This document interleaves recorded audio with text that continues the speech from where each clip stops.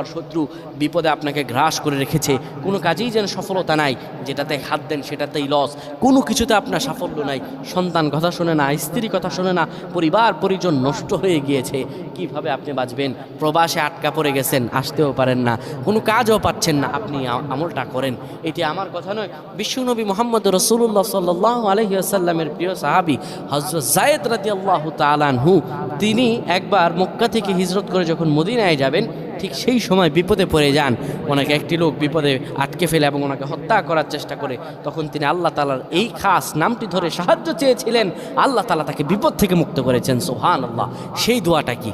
তিনি যখন বিপদে পড়ে যান, তিনি বলেন, আগিসনি ইয়া রহমান, আগিসনি ইয়া রহমান।